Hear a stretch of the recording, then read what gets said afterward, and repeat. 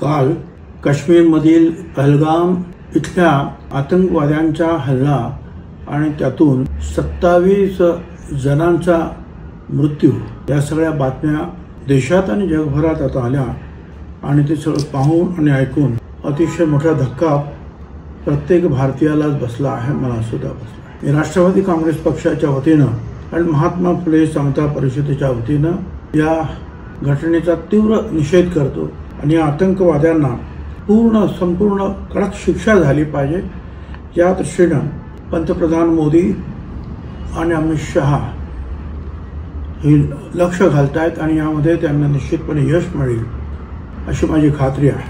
त्यावेळेला पर्यटकांनाच टार्गेट करण्यात आलेलं आहे आणि ते करत असताना विशेषतः पुरुषांना त्यांचा धर्म कुठला आहे याची खात्री करून कधी त्यांचे कपडे काढून तर कधी त्यांना कलमा पढायला बोलायला लावून ते मुसलमान नाहीत याची खात्री करून मग गोळ्या घातलेल्या आहेत.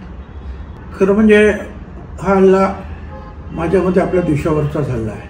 मुंबईत झालेला हल्ला किंवा अक्षरधाम झालेला हल्ला याच्या वेळेस हा हल्ला सुद्धा अतिशय निखळून आणि ज्याचा निषेध करावा एवढंच थोडासा आहे. काश्मीरचं जनजीवन जे अतिशय सुरळीत चाललेलं होतं, काश्मीरमध्ये भारत सरकार आणि तिथलं जे राज्य सरकारांच्या वतीनं काही सुधारणा होत आहेत, त्यातून काश्मीरी जनतेच्या जीवनामध्ये आनंदाचे क्षण येत आहेत. हे ह्या पाकिस्तानवादी आतंकवाद्यांना पाहवलं नाही. त्यांना ते नको आहे.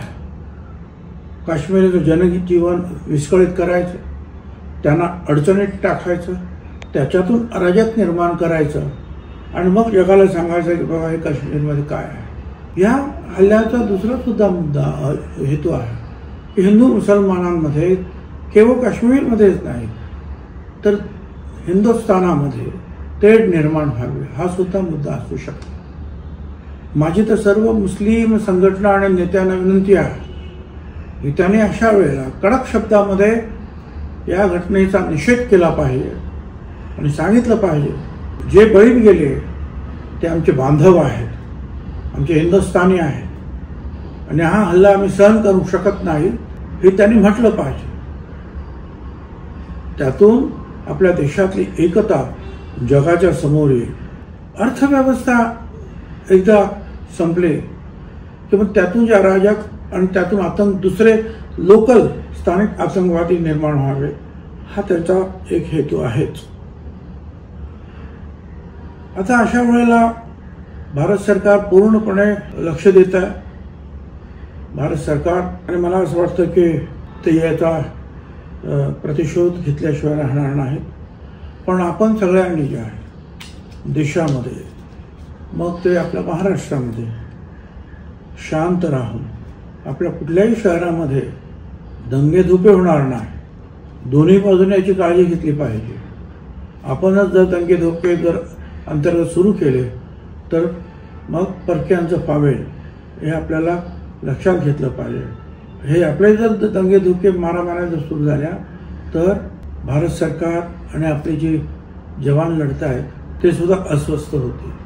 म्हणून आपण अतिशय शांत राहून पूर्णपणे भारत सरकारच्या पाठीमागे उभं राहिलं पाहिजे आणि या घटनेचा निषेध केला पाहिजे. महाराष्ट्रातले सुद्धा 6-7 लोक आमचे याला बळी पडलेले आहेत. या सगळ्यांच्या हुतात्म्य शांती लाभो अशी प्रार्थना करतो आणि पुन्हा एकदा या घटनेचा निषेध करतो.